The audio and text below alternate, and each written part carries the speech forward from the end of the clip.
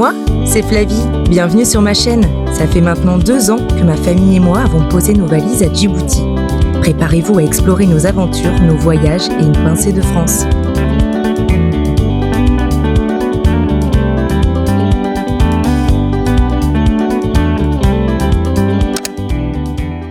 Allez, c'est parti! Retour sur notre road trip de 5 jours en famille.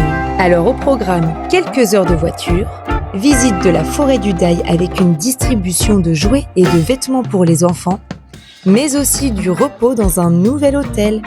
Sans oublier de la fraîcheur, car à Djibouti, il faisait chaud. Djibouti-Tadjoura, c'est parti pour 3 heures de voiture. On trouve régulièrement sur le bord des routes des babouins en liberté, mais aussi des dromadaires.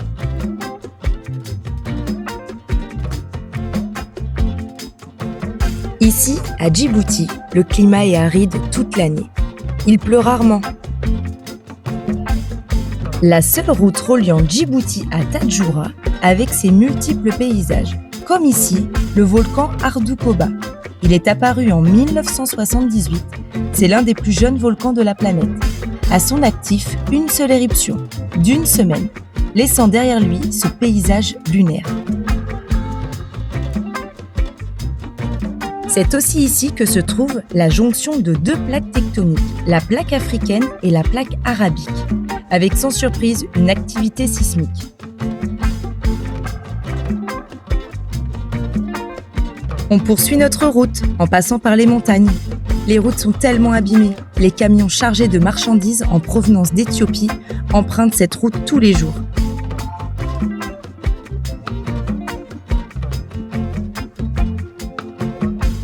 Les paysages commencent à changer. De la verdure. Bon, ce n'est que des acacias, mais vu de loin, ça fait vert.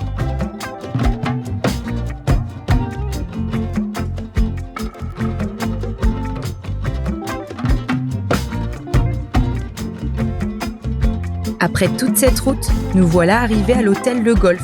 J'aime beaucoup ce petit hôtel familial. Avec sa plage, sa piscine et en plus la cuisine est bonne et copieuse.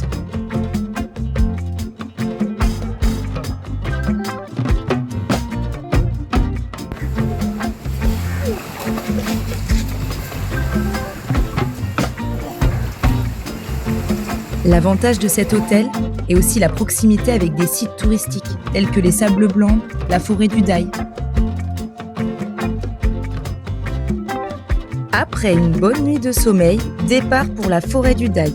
Il faut compter une 30aine de minutes jusqu'à la ville de Randa.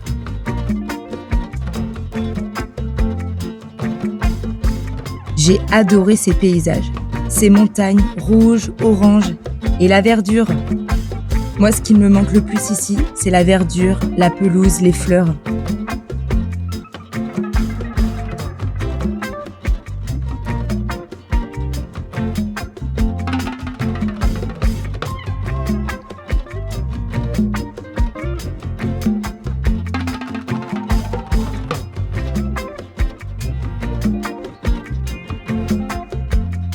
Une fois arrivé à Randa, début de la piste. C'est une piste qui serpente sur la montagne.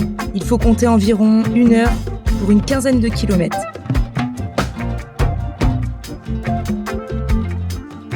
Cette piste nous dévoile de nouveaux paysages. On y croise aussi des populations nomades. Dans l'ensemble, pas de grosses difficultés pour cette piste. Avec un vrai 4x4, aucun problème. Juste 2 passages un peu plus techniques et l'avantage, c'est qu'il n'y a pas de grosses pierres comme on peut avoir sur d'autres pistes. Après beaucoup de poussière, nous voilà arrivés au campement de la forêt du Daï.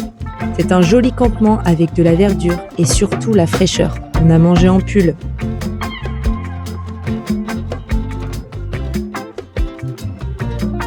Je vous présente notre cabane pour la nuit. Les lits sont faits à notre arrivée, mais je préfère dormir dans mon duvet car la nuit est fraîche.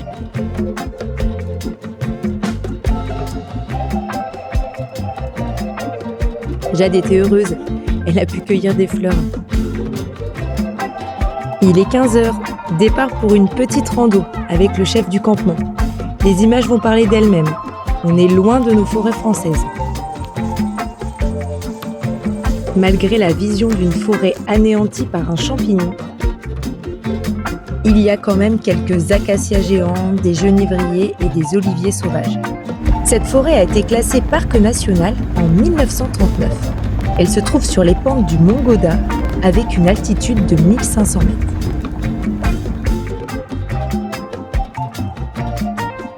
Retour au campement pour la préparation de nos dons. Une fois arrivés dans le premier village, j'ai pu mettre du vernis aux petites filles. Elles étaient heureuses.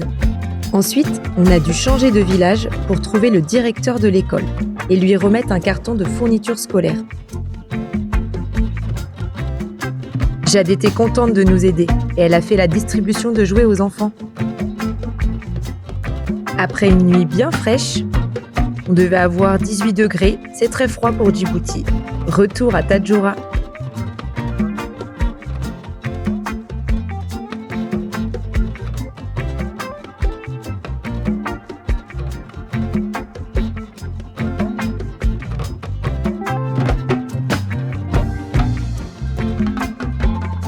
Nous voilà arrivés à l'hôtel Gadilé pour un repos en famille bien mérité.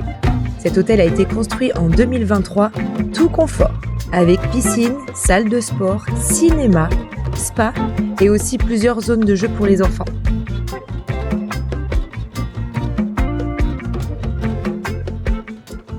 Ces quelques jours de repos nous ont fait du bien.